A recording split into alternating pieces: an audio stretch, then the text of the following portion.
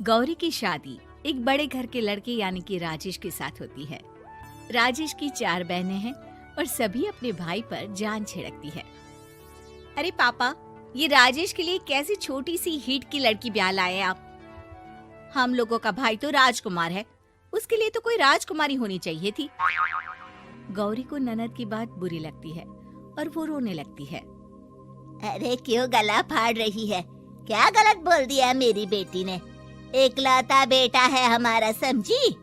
वो तो तेरे ससुर हाँ कराए थे, वरना मैं तो ना करवाती तेरी शादी अपने हीरे जैसे बेटे से।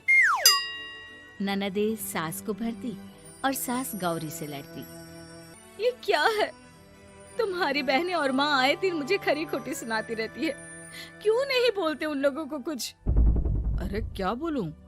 अब उन लोगों का इकलौता भाई और बेटा होना, तो वो लोग थोड़े इमोशनल है मुझे लेकर, समझा करो ना।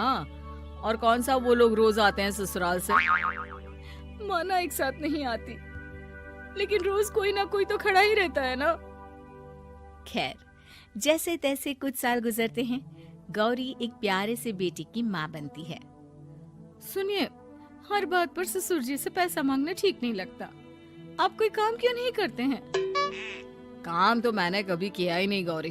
पापा के पास इतना पैसा है कि मुझे जरूरत ही नहीं पड़ी। लेकिन कहते हैं ना, हर दिन एक सा नहीं होता। गौरी के ससुर की मृत्यु हो जाती है और घर में गरीबी छा जाती है। गौरी ननद को फोन करती है। दीदी, अब जीजा जी को बोलकर इन्हें कहीं नौकरी दिलवा दो ना। घर चलाना मुश्किल हो रहा है। माँ जी की भी तबीयत खराब रहती है। दवाई का खर्चा और मुन्ने की पढ़ाई का खर्चा काफी है। कुछ मदद मिल जाएगी दीदी। देखो गौरी, तुम तो जानती हो मेरे खुद के 3 बच्चे हैं, तो ये मत सोचना कि बात घुमा कर बोलोगी तो मैं कुछ मदद कर दूंगी। अब पति तुम्हारा है, सास तुम्हारी है, तो करना तो तुमको ही है ना। हम भी तो निभा रहे हैं। खैर, बोल दूंगी इनको। गौरी समझ जाती है। वो दूसरी ननद को फोन करती है, लेकिन माँ से भी उसे कुछ ऐसा ही जवाब मिलता है। अरे भाभी, हमारा भाई कैसे काम करेगा? वो तो राजकुमार है। बस आप जरा माँ का ख्याल रखो, उन्हें कोई तकलीफ मत होने देना। बाकी करते हैं बात आराम से।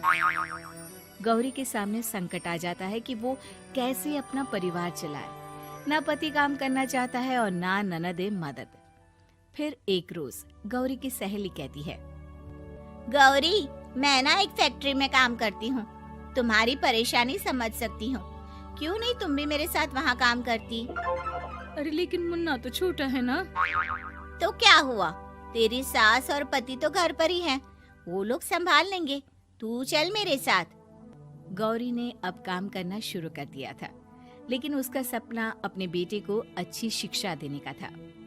गौरी अपने भाई से कहती है, भाई, आपके बच्चे जिस स्कूल में पढ़ते हैं उस पर मेरे गौरव का भी एडमिशन हो सकता है क्या?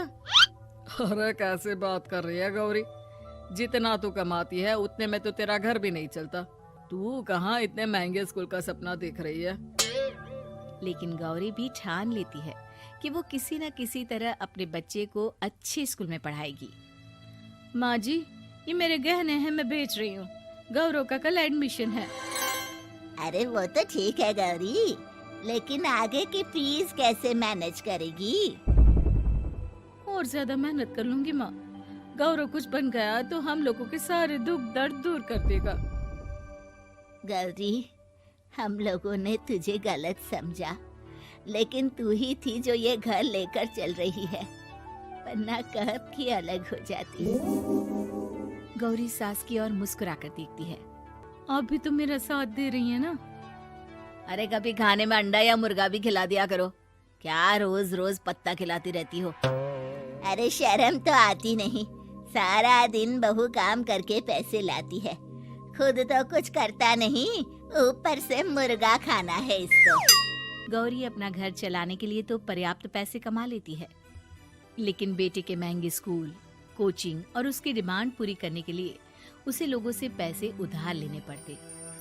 माँ, मुझे जूडो कराटे की ड्रेस चाहिए, मैं घर के कपड़ों में क्लास नहीं अटेंड करूँगा। और क्या, बिल्कुल, घर की भी कोई ड्रेस होती है क्या? मैं कल ही ला दूंगी। हाँ बच्चा, तू बस मन लगाकर पढ़ाई किया कर। उसके जाने के बाद कहाँ से लाएगी पैसे ड्रेस के? माँ वो पास वाली चाची से कुछ पैसे उधार लूंगी। अरे सभी से तो उधार ले चुकी है तू। कर्जा इतना चढ़ा लिया है कि पूरा जीवन भी कमाएगी तो उतार नहीं पाएगी। अरे माँ जी, गौरव कुछ बन जाए तो मुझे कमाने की क्या जरूरत, फिर तो मैं बस रानी बनकर राज करूंगी। एक दिन गौरव कहता है, माँ मेरी नौकरी लग गई है, वो भी अच्छे पैसों में। अब हम लोगों के बुरे और दुख के दिन जल्दी खत्म हो जाएंगे। गौरी की खुशी का ठिकाना नहीं होता। वो सास की फोटो के सामने हाथ जोड़ती है कि उसका पति उसे कहता है, देखा गौरी, तेरी तपस्या खत्म हुई। इतने सालों से जो तू फैक्ट्री में नौकरी कर रही है, अब तू आराम कर सकती है। अरे नहीं नहीं, अभी तो नौकरी लगी है, कुछ दिन कुछ पैसे कमा तो लेने दो। कुछ महीनों बाद गौरी की ननद गौरव के लिए रिश्ता लेकर आती है। अरे भाभी, वो मैं ना रिश्ता लेकर आई थी गौरव के लिए। सुना अच्छा कमा रहा है, क्यों? देखा मेरी बहन कितनी अच्छी है, कितना सोचती है हम लोगों के लिए। गौरी कुछ नहीं कहती, लेकिन उसका मन नहीं होता है कि वो बेटी की शादी इतनी जल्दी कर दे। हाँ वो तो ठीक है, लेकिन अभी कुछ कर्जा है जिसे उतारना है। तो क्या हो गया, शादी के बाद भी उतार लेगा। कम से कम एक लड़की आ जाएगी तो आराम रहेगा। गौरी लोगों के प्रेशर में आकर बेटे की शादी कर देती है और शादी के बाद एक दिन जब अपनी फैक्ट्री में जाती है। मैनेजर साहब, कैसे इस फैक्ट्री में 22 साल काम कर लिया पता ही नहीं चला। अब तो बेटा सेटल हो चुका है, नौकरी की जरूरत नहीं है, लेकिन आप सभी का शुक्रिया। गौरी बहन, बहुत मेहनत की तुमने जीवन में, अब भगवान कोई मुश्किल ना दे।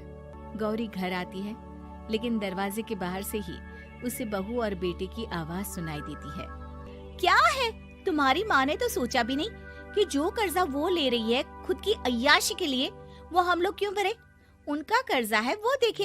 हाँ लेकिन क्या करूँ, माँ को छोड़कर रह भी तो नहीं सकता ना। अरे रह नहीं सकते तो क्या करोगी? पूरी जिंदगी उनका कर्जा चुकाते रहोगे?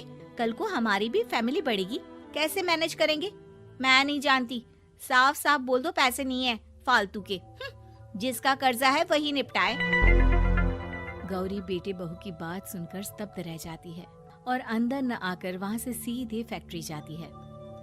मैनेजर साहब, मैं सोच रही थी कि इतनी जल्दी नौकरी नहीं छोड़नी चाहिए, जब तक हिम्मत है तो कर लेते हैं।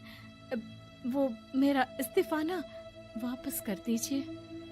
ये बोलकर गौरी की आंख लाल हो जाती है। मैनेजर समझ जाता है कि गौरी की उम्मीद टूट चुकी है।